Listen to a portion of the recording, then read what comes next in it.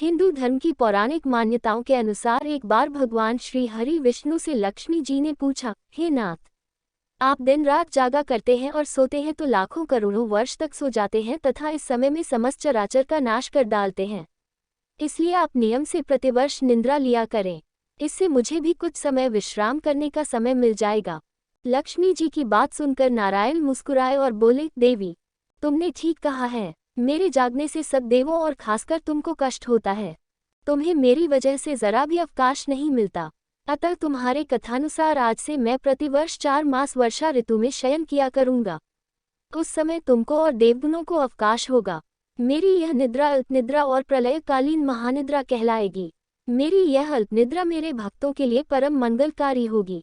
इस काल में मेरे जो भी भक्त मेरे शयन की भावना कर मेरी सेवा करेंगे और शयन व उत्थान के उत्सव को आनंदपूर्वक आयोजित करेंगे, उनके घर में मैं तुम्हारे साथ निवास करूंगा। देवोत्थान एकादशी व्रत कथा। एक राजा के राज्य में सभी लोग एकादशी का व्रत रखते थे। प्रजा तथा नौकर चाकरों से लेकर पशुओं तक को एकादशी के दिन अन्न नहीं दिया जाता था। एक दिन किसी दूसरे राज्य का एक व्यक्ति राजा के पास आकर बोला, महाराज, कृपा करके मुझे नौकरी पर रख लें। तब राजा ने उसके सामने एक शर्त रखी कि ठीक है, रख लेते हैं, किंतु रोज तो तुम्हें खाने को सब कुछ मिलेगा, पर एकादशी को अन्न नहीं मिलेगा। उस व्यक्ति ने उस समय हाँ कर ली, पर एकादशी के दिन जब उसे फलाहार का सामान दिया गया तो वह राजा के सामने जाकर गिड़गिड़ाने लगा, महाराज, इससे मेरा पेट नहीं भरेगा, मैं भूखा ही मर जाऊंगा, मुझे अन्न दे दो। राजा ने उसे शर्त की बात याद दिलाई, पर वह अन्न छोड़ने को तैयार नहीं हुआ। तब राजा ने उसे आटा दाल चावल आदि दिए। वह नित्य की तरह नदी पर पहुंचा और स्नान कर भोजन पकाने लगा।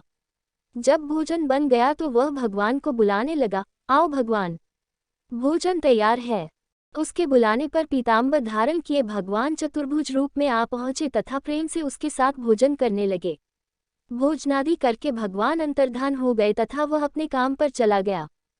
15 दिन बाद अगली एकादशी को वह राजा से कहने लगा कि महाराज, मुझे दुगुना सामान दीजिए। उस दिन तो मैं भूखा ही रह गया। राजा ने कारण पूछा तो उसने बताया कि हमारे साथ भगवान भी खाते हैं, इसीलिए हम दोनों के लिए ये सामान पूरा नहीं होता। यह सुनकर राजा को बड़ा आश्चर्य हुआ। वह बोला, मैं नहीं मान सकता कि भगवान तुम्हारे साथ खाते हैं।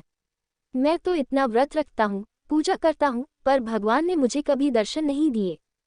राजा की बात सुनकर वह बोला, महाराज, यदि विश्वास न हो तो साथ चलकर देख लें। राजा एक पेड़ के पीछे छिपकर बैठ गया। उस व्यक्ति ने भोजन बनाया तथा भगवान को शाम तक पुकारता रहा, परंतु भगवान न आए। अंत में उसने कहा, हे भगवान, यदि आप नहीं आए तो मैं नदी में कूदकर प्राण त्याग दूंगा।